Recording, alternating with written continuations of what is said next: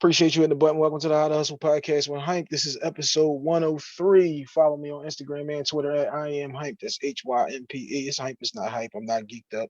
Special guest in the building. Reintroduce yourself to the audience. Your sister, Sherell, but also Real Estate Rel on Instagram.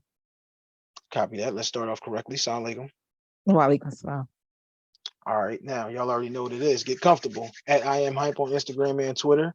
Also, now I'm on TikTok. I'm not really a video kind of guy, but it's people over there, so we gotta make sure that we over there. It's at I am Hype 23 over there. Yes, that is definitely my page. E-Block Radio Network every Monday, 2 o'clock on the E-Block Radio Network, GFT Radio Network, 2 o'clock every Tuesday. Wednesdays, 216 The Blend, that's 12 midnight, 8 a.m., 8 p.m. Fridays, the IC Podcast Radio Network and THC Media on Saturday at 10 a.m. Also, Sundays are still wide open West Coast. Thursdays are now wide open West Coast. Custom Hustle World on Instagram. That is my clothing line. Custom Hustle Co. on Twitter. We do custom jerseys, jackets, sneakers, t-shirts, sweatsuits, however you need it. We are going to customize the situation. And we're working on the hats. Those might be available very soon. Yes, but you design your own jacket, you design your own jerseys pretty much. I tell people all the time they are one of one unless you buy four. And the sneakers are available in any color, and you can get something else on them other than custom hustles. It's gonna cost you a little extra, but we make it worth your while. And if it's out of town, you handle your shipping and handling will give you a little bit of an extra cost, but we ain't gonna kill you.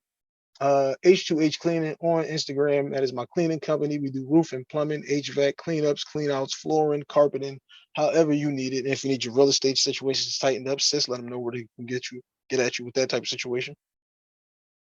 So before I told you guys realestate.rel on Instagram, but right now you should be realestate.empire on Instagram. That's going to lead you to the information you really want to know. Copy that. You see, we are full-time hustlers over here. We're making things happen all the way across the board. Now, episode 103. This is the Jeezy edition. Sis, are you ready? That's it. I'm ready. How did life treat your dreams? When you were a kid, you had certain dreams, aspects, certain dreams, goals, and aspirations. But then real life happened. So how did life interrupt your dreams? And what were those dreams that you had? Life done drug me. Life done drug me through the streets. Done shoveled dirt on me. No, but I knew really early what I wanted to do. Like I went to Child's Elementary in South Philly. And I knew all the way back then, maybe Shouts third out to grade or Smith. so. No, shout out to Childs. Childs was it. Uh, I knew then that I wanted to be a lawyer. Um, I was super duper shy. I was scared of elevators. So I was like, look, I got to get those two things under control. I was young, but I knew those two things weren't going to, help me. But all these years later, that's not what's going on. I mean, I got waitlisted at New York Law. I didn't get in there, but I did finish a paralegal program beyond a 4-year degree, and right now finishing my master's in real estate development. But law is my baby, and life, threw that away. And my daughter, my oldest daughter, 14, she keeps telling me like, you can still do it. I think she just wants to be able to say she has a mom that's a lawyer, but I don't think she really cares about my dreams like that. But life did me dirty. I didn't. She is encouraging you. You're going to deny.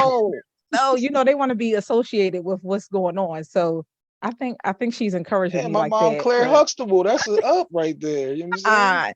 like law school is stressful, and with these two kids. So I would say the main things that kind of detoured everything was um obviously I didn't we don't come from no rich background, nothing like that. And older generations didn't save in certain ways that are big now, where they could compound their money, that sort of stuff. So I did use school loans and that sort of stuff. And I got married. I got married young. I got married at 20 years old and got divorced after that. And then my second daughter as well. And that was another divorce. So picking up the pieces repeatedly and kind of marching forward by yourself, that doesn't, kind of move you towards your goals sometimes. Sometimes you got to step back a little bit. So that's what happened to, to some of my dreams. Your dreams change. Yeah, we getting there. So I always tell people like my when I was a kid, most kids got dressed to cartoons. I got dressed to Sports Center. And Stuart Scott, that was my man. Once they had a black face on there showing me that we can do this too, and he's using like the current slang and like he got the little style and flavor that we had, it was like, so this is interesting. It was that, and it was Martin. Watching Martin, even as a kid, he's on here on the radio show, and it's like, yeah, this is TV, but they're really like paying somebody to do this. So like, you just get to sit here with your man and just answer the phone, crack jokes, and like, this is what we doing. So like those two things combined is a podcast. You didn't know that in 1994, but in my head it was just like, all right, so you just get on Sports Center and then you know that you can run it like that. But that was always it. It was that, and it was being a chef. I always liked to cook. When I was a kid, like back in them days, my dad would always be like, "Man, what you mean you want to cook?" Like, yeah, they got dudes on the cooking channels and all of that. That's doing these infomercials and stuff. Like, the dudes is in there too. So like, I used to have like the little oven and the little grill. I remember I had the little grill toy with the smoke joint. I never even used the smoke because like I'm saving the smoke for like special occasion, and never used the damn smoke. um, like my mom would buy me like real muffins, and I would be playing with them in the little toy oven, and them joints would go bad on me because like you supposed to keep them for 3 weeks. Like they start turning green and stinking. Yeah, I get these And Jones get out. hard. They be hard. They'll cut you. They'll cut That's you after a couple weeks. yeah, them Jones become book weights. But like yeah, that was always the goal. Like that was always what I really wanted to do. And now I'm kind of doing both of those things. It's not the way that you imagined it. Like I said, Yes. because as a kid, you was imagining Sports Center is on TV, and even then, it's like I don't really want TV. These niggas got to wear all this makeup, and like I'm not with Mm. all of that. But now that you showed you that a radio show could be TV, or a podcast could be TV, or streaming, or whatever the situation might be now. Uh, what about That's a the beautiful way of looking at it. Like, wow, that really just made me rethink certain things. I just, the how I basically put it, like my perspective of it. You just kind physical? of you kind of polish it up and kind of like repurpose it. You repurpose your dream. And that's kind of like what you did to fit what you like. I mean, because as a kid, let's just call it a 10-year old, Hmm. the world is so big in your head, like as to what you're gonna be able to do. The possibilities are endless. And then, like you said, you get married, you have a kid, you have a parent that gets sick, you lose a friend. Like real life starts to happen. You're not imagining any of these things as a 10-year old. Yes. For the most part, we can't even because some people have lost people at a very young age. But you you don't have those things to compare anything to. So as long as you still hold on to what the crux of the situation was, as long as you Mm. still believe in that dream, it's one of them things that everybody ain't gonna believe it and everybody can't go. And that's perfectly fine. But as long as you believe it, as long as you keep it as a priority, and as long as you make it a thing, then it can always be a thing. That is a beautiful way of looking at that. And also you saying that also makes me want to it makes me realize how inflexible I was with my dream. Like it has to exactly look like this. It has to exactly be this path. It has to be this and that. Like for instance, with real estate development, I always thought like I had to come straight out the gate with you got to have all this money to get these properties, yada yada. But the second way to go about it, if you're not starting out that way, is become a developer associate with a firm, with a real estate firm or a development firm or architecture firm or whatever through getting your education first. So if you don't have the money, you can go that way too. So that was a part of that thinking is a part of definitely, like I said, repurposing what your dream looks like and taking certain things into account. And I think in all transparency, I think I'm uncomfortable. um, I think I'm uncomfortable with that sometimes, like uh kind of switching things around and doing it another way because it Uncomfortable becomes kind of a good thing though, because if you want to make a dream for a dream type of situation that we talking about, because it's not going to be in the perfect box, like you said. Everybody imagines things to be this way, and that was the joint from The Wire. You want it to be one way, but it's the other way. You imagine that it's going to be this way, but also for these things to work out, you're going to have to be uncomfortable in these situations. You're going to have to realize it's not always going to go my way. You're going to have to realize it might. The thing I always say that I don't like LeBron on the court, but I love what he did off the court as far as putting his homies on, as far as we're going to dominate the entire game without getting 30. And we'll be able to dominate and do this for the rest of forever. because the game is bigger than just who's playing who at the center tonight. The game is so many more things, and it's like it's always ways around the trade. Like you just said, all right, I ain't got the bread to buy two houses real quick, but I can find my way in the door. That's why I always tell people, man, it's a million ways to hustle, and it's just all about your mentality and your outlook and how you gonna go about it. And do you really want it? Is it really something that you want to do? Or are you gonna let the things that happen in your life deter you and stop you from doing it? But that's also why it's important that people think that if they're just like money making focused or possession focused or career focused, that'll get them to what they want to get to. They feel like, all distractions, they got to be out the way or this and that. But really, if your mind is sick, you can't even see it that way. So for instance, if a lot of things keep happening in your life, like divorce or people dying or you lose your job or you get an illness or whatever the case is, um, that can do a number on your mental state to where you can't even see the good in certain things for a particular period. If you don't get the help or the support or using the wrong coping mechanisms or whatever, you won't even be able to see it. So that's why I was saying it's helpful that whatever you're doing is working because it's giving you the positive perspective. It's giving you a way to look at things like optimistically, so that you can actually have what you need to be motivated to do what you need to do to meet your dreams and your goals. So that's the Also, main piece. Is hard. It's hard to keep that mentality. something that you just said right there, though, it's one thing I always tell people: if you're the smartest person in the room, get the fuck out the building. Stuff. Because you can't always know everything. And like you Mm-hmm. just said, you might have a problem where now I'm the one that got sick. I'm the one that had the issue, lost the job, or whatever the situation might be. And you have to have you can't say that nobody's there for you when you don't allow them to be there for Yeah. you. If you don't say, yo, this is what I'm going through, this is the problem, or this is what's wrong, then it's like, how are we going to fix the problem we don't know is there? I just talked to my little cousin Mm-hmm. earlier. I just told her, like, I told her, I don't know, man, what was this? Probably like 10 years ago. Her mom died. I told her at the cemetery, if you don't call me and tell me something's wrong, I can't fix it. Mm-hmm. I'm not a mind reader. I cannot physically be there every day to check on you. But if you call me and say this is a problem, now we can do something about it. And you gotta have people who are for you in your corner. Mm. People always say like your circle, people be thinking their circles is so big. Your circle is really probably at a maximum of 4 or 5 people. Mm-hmm. I was thinking And 5. Yeah. the maximum 4 or 5, because these are the Mm-hmm. people who are going to be honest with you and have your best interests at heart. And these are the type of people that you lean on and that you bounce these things off of, and who you can keep yourself motivated by. It don't even be that they're necessarily talking about whatever it is that you're going through, but you gotta also still try to see the positive in all the situations, because you get things because you can handle them. Mm-hmm. So it's like that's why Yes. Wow. I try My not to brother's be so wise. yeah, at I am hype, paid talent. I know some seminars we doing all of those. You say you can still catch those. Just DM me at I am hype on TikTok at I am hype 23. But yeah, like it's all about, like, man, I tell it's how many people do you I gotta respect the way that you move for me to come to you with anything. And if I don't respect the way that Mm. you move, then I ain't bringing nothing to you. Like, because it's like we ain't gonna look at it the same way. Then why am I bringing it to you? We don't Yeah. have the Why same. bother? Yeah, we don't have the same outlook. We don't have the same type of dreams, aspirations, and maybe you just don't understand what I'm trying to do.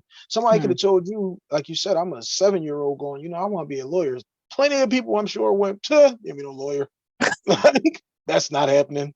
All right, Listen, copy. You just don't get it. Like, and and court that's and people who like know your parents or your situation, them people could they be your project their parents. limitations. Yes, Like, yeah, absolutely. they Absolutely. projecting their limitations on you Yes. because they don't Mm-hmm. have the vision that you have, and they're trying to demean what it is that you're doing. Those are the kind of Absolutely. people who you just go copy. So tomorrow when I do it, the price of the brick just went up. This Don't call house my phone. was no, you can call me. The house was 20,000. This joint is 47 now. Yeah. Do you want it or not?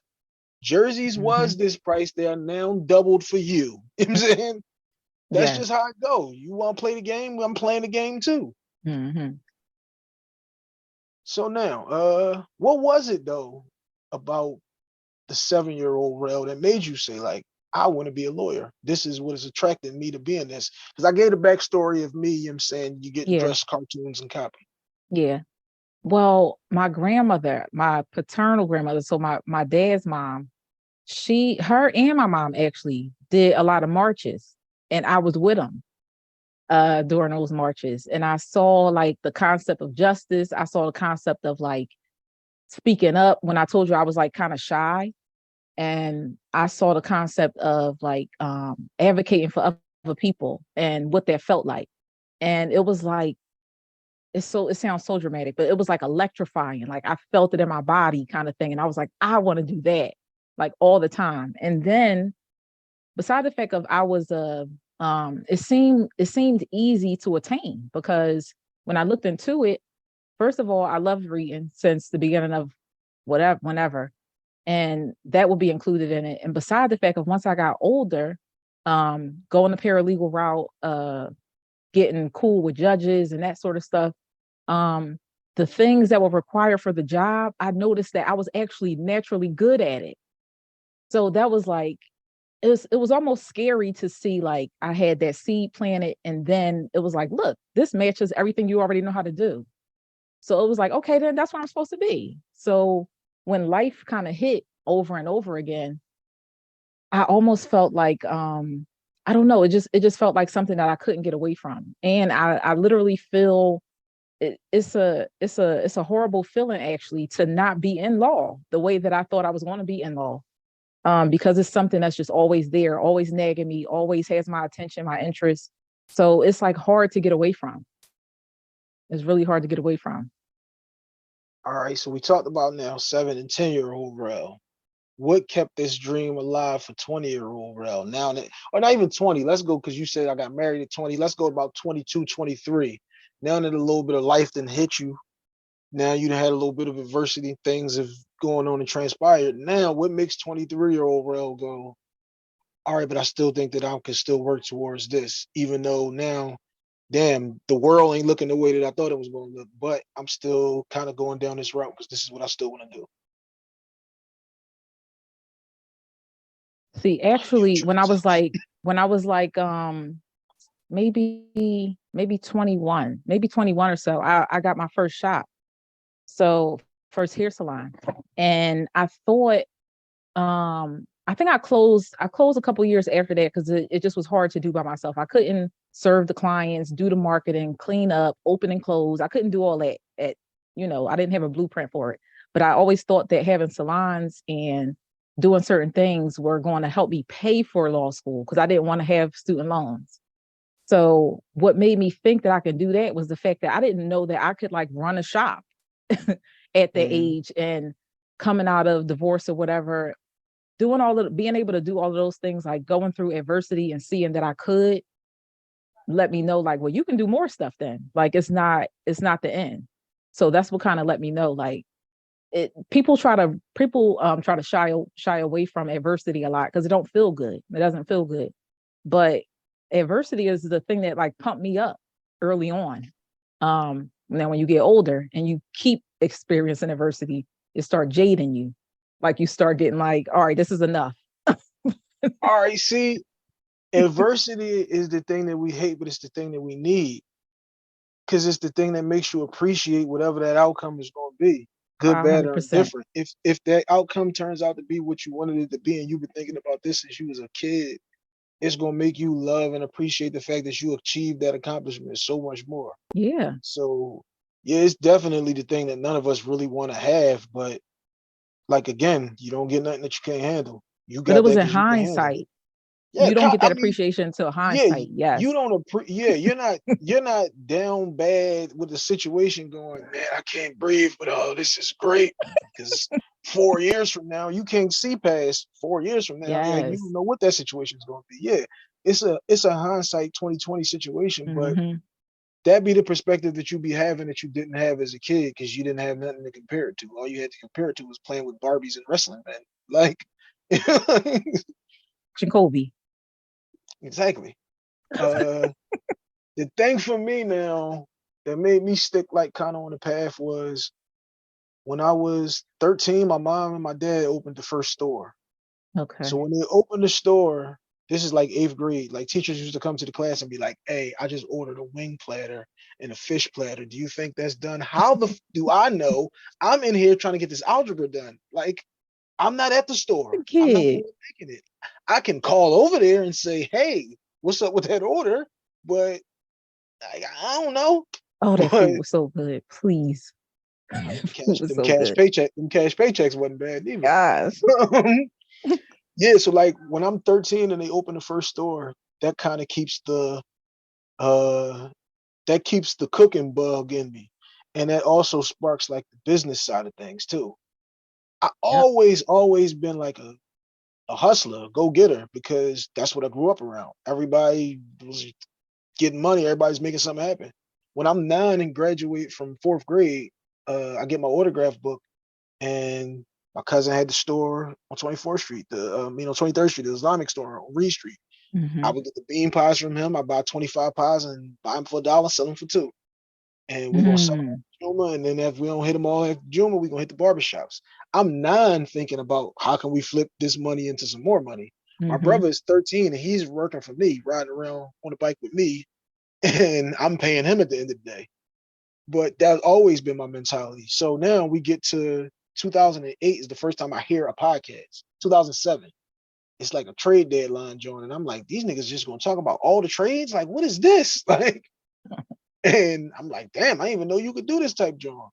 My mom always said, like, you should do a radio show. You should do a radio show when I'm like 14. And I'm like, you should have made me do it because we could be up some damn where. um, Yeah, kids don't typically be focused on their own, not consistently. They might yeah. jump in, but you got to hold them to it. Now we fast forward to 2017 when Bohr calls me about let's do a podcast. We started OLF then. Mm-hmm. And the first time me and him sat there and did the pilot, because the pilot was just me and him. It wasn't 57 of us at the time. And it was like, I mean, all right, it sounds good enough. Like we know what we're talking about. We'll work out the kinks because you know what you don't know in the beginning. Mm-hmm. But doing that and selling two wristbands to another cousin for $4, it was like, oh, this is it. This is what sparks how to hustle everything, how to hustle Mm-hmm. enterprise, Mm-hmm. because it's like based off solely the stuff that I'm gonna say, do, wear, and all of that, like we can make money off of this. That's what made me go 1,000 miles an hour into H2H cleaning and the custom hustle, into how to hustle podcast, seminars, the live shows, and everything else that goes with it. Is I'm gonna get you can make money and be paid solely off of what you think, how you feel, and why you feel that way. Mm-hmm. And people are going to tune in every week just to see what I think about these situations. This is it. Like, Human nature wanting to find out. yeah. Now, Mm-hmm. something that I always tell people, the great American philosopher Yo Gotti said, she went to real estate I'm school, hanging up. she do hair off on the side, she went to school to practice law, I need her on my side. And I called you then and asked you, is Yo Gotti shooting at you on this track? Because this one sounds like it's about you. Yes. Listen, So I that's my anthem now because I never paid attention to none of it, but I really did. This was the I situation. definitely caught that one as soon as he said it. Hold up. This was the situation. Look, I went to cosmetology school. No, look, I was working at Marriott Downtown Hotel doing housekeeping. I was doing that, and this probably was like, what was I? Probably like 19 or so, maybe like 19. And I was working at the hotel. This was like 8 to 4. Then I went to cosmetology school around near like 16th and Chestnut from 5 at night till 10 at night. Then on a weekend, I would go over Jersey to real estate school. So I was doing that until I finished. In the midst of that, um, got married, had my first daughter. I think I took a few months off or something from finishing cosmetology school and just finished after and got licensed. So I really thought like having shops and being an agent, that sort of stuff was going to help me pay for law school. It wasn't supposed to be like a long-term thing, but that those two things kept coming back up. Real estate and cosmetology kept coming back up repeatedly and got me out of a lot of situations where stuff was slow and that kind of stuff. So you really don't know which way it's going to turn, but it really does boil you down to what you said, like your perspective, how you look at it, how you going to move it, that kind of thing. And also people was constantly contacting me for like I had did like internships in city council and like prison society, other nonprofits that end up getting jobs there. People were calling me for the resources and for what I knew because of who I was connected to, the organizations I was in, that kind of stuff. So I started charging people. Like, if I'm giving you information that helps you win a self-represented case with Social Security or something like that, you are about to pay me now. We call You're that about to do H2H. that. We call that H2H Uh, consultant over here. That is what you are about to do now. It's no longer free. You will not be calling me on my phone all hours on the weekends. Let me pick your brain real quick. That's the tagline. Pick your brain. I no longer do pick your brain. I'm not at the age where you can pick my brain. I have real bills and real children, real things to take care of. And I Hold can't on, this, keep exchanging my time for free things. this is all right. Now, talk to us a little bit about the real estate situations. Do we have anything where we can teach the people on how they can be more like Miss Robinson?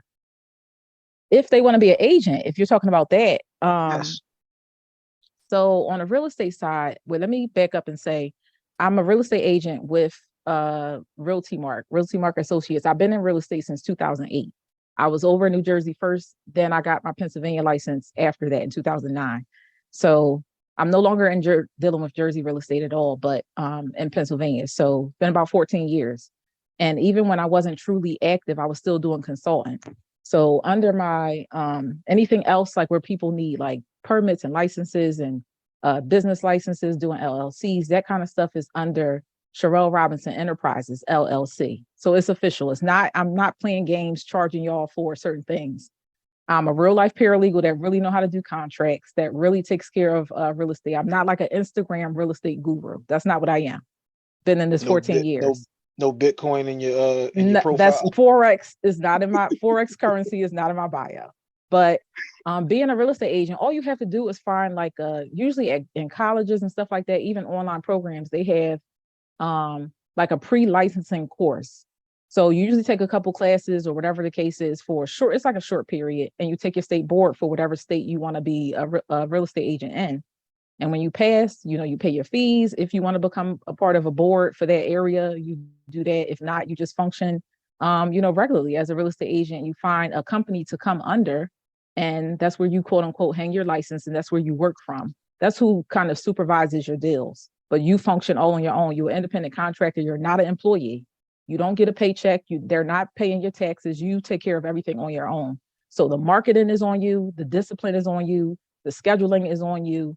Getting clients is on you. Everything's on you. And That's the way I you love it. better pay them taxes or they coming after you. Because it's a real thing. But that's how you become a real estate agent. But a lot of people tap out within the 2 years that you're supposed to renew your license. They don't even renew because they don't have what's needed in themselves to motivate themselves to do everything that they need to do. They don't have the discipline. They don't have the organization. They don't have the resources, the training, none of that. Plus, you don't be in the right rooms. You don't, like I just said when we Yeah. started the podcast, you don't know what you don't know. Yes. And if you stick with the person who they can't see the vision and they can't see what you're trying to do, you got to get away from them. You got to get with like-minded individuals and people who are trying to grow, prosper, and do something. It might not even be what you're trying to do. It might be just that they got a business mindset. They got a positive outlook. And it's like, all right, I need to be more, I need to gear myself more towards this person because even though they're not into what I'm into, they're into something that's going to motivate you, something that makes you look and say, like, damn, all right, well, I can still do it. Because that was Yeah. the whole thing with me for Stuart Scott being on there. Seeing a black face on Sports Center and what just another white boy on there watching the highlights, going and Jordan gets the slam dunk. Like, I never knew that. As much as we used to watch basketball when we were little, I never knew that that's what you were paying attention to. I always tell people, I tell people all the time, Crazy. I pay attention to everything. You I don't know speak on like everything though. you don't speak on everything, but you pay Mm-mm. attention to everything. Copy. Mm-hmm. Um, Now, before we go, this was something that we were doing on the podcast. You are the perfect person for this because this is Uh-oh. Sister, you slide my DMs asking me, yo, what's up with Rel? We might have a problem. Just letting you know now before you do it. For Thanks real, so this much. is my sister. Um, when you hear my name, what do you think? Somebody says, yo, I heard you on the Ball Hang podcast. How you know the ball? What do you think when you hear my name? Oh my God. I think the first thing that comes to mind is like the biggest heart. And I think genuine, and I think security, and I think consistency. That's what I think of when somebody says your name. And that's probably why we've been linked so long. And you know how people outgrow each other. I think we kind of grew with each other because those things like are easy to that makes it easy to kind of continue your relationship with a person. If a person is genuine, you don't have to keep figuring, what their personality is every time they move through a different stage in life. And that's what it just feels like when somebody is consistent and they're genuine and you don't have to second guess anything and their heart is pure. That's what you stick to, and you got to give it back because they're not real people are not just going to let you come take from them, and that's how you are too. Like you'll cut it off too. So I that's where the genuine piece come from too. But I think genuity, I think genuineness and consistency and a whole heart. That's what I feel when I think of you. So the thing is, like I said, I always been like around just niggas that was hustling, people who was doing things. And if a person is not somebody who's doing anything, yeah, I might still have your phone number. We still cool. We still gonna talk. Like the first time I had you on, we talked about the family situation and why is the family as important? It's because those text messages go both ways. If every Mm. time I look at this phone and all the texts are you good and it's never are you good coming back the other way, then that's how Oh you my grow apart God. from somebody. If Mm-hmm. you have a situation like I said where we don't see you doing the having the salon and all of that was a motivating situation for me because we the same age. Mm-hmm. Like so when you're doing that, I'm going, copy, that's what's up. She doing I don't look at things and go like, oh no, nah, now she think this, that, or whatever. No, I ain't that I boy at all. I'm experienced the that. one, yeah, I'm the one going, that's what's up. I'm glad you're doing it. Let me know if there's any way I can help. You You need did? me to you need me to post something, you need me to tell somebody. My wife, before she was my wife, was down there getting her hair done. Yes. Like, Yes, she did. but like And that your was now always sister-in-law yeah, copy heard that. them too. Yep.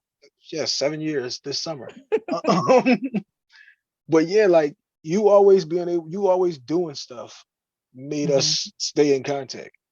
And the fact that like I always tell people, I have no problem ever saying this to people. I love you and Mm-hmm. I will do anything for you. You are You my already know I sister love you through to and death. through. And I've always told like my wife, even like I said before she was my wife, don't go through my phone because you might see Rel might just text me like, hey boo, I love you. And if you don't know who that is, Yes. you might look at that and perceive things to be the wrong way. And then if you talk about my sister, we're going to have a problem. I love you, see. Yeah, because if you like, who is this B Tech? All right, hold up. Because see, like, this is not what we about to do. I Before love we, sister. I mean, I love her too. You had to give her board training. I mean, I copy every. It's always say And training it's been the camp. same thing for me. Yeah, It's been everybody. plenty of arguments in marriage about Jihad's going to be around, honey. You gotta, I mean, either you're going to be on board or you're not. Yeah, copy. This is just is what it is. Now before we wrap up episode 103, like I said, the Jeezy edition. Let Lord. them know where to follow you and all of that good stuff. All right. So, real estate dot empire on Instagram is where you're going to find the real estate information and the real estate law information. But real estate.rel on Instagram, that has like all of the handles in the bio for the paralegal services, for all of that stuff. So you can do either one, real estate empire, real estate dot empire, or real estate.rel on Instagram. Copy that. Sis, appreciate you coming on. Love you. That's Love you episode too. 103, and we are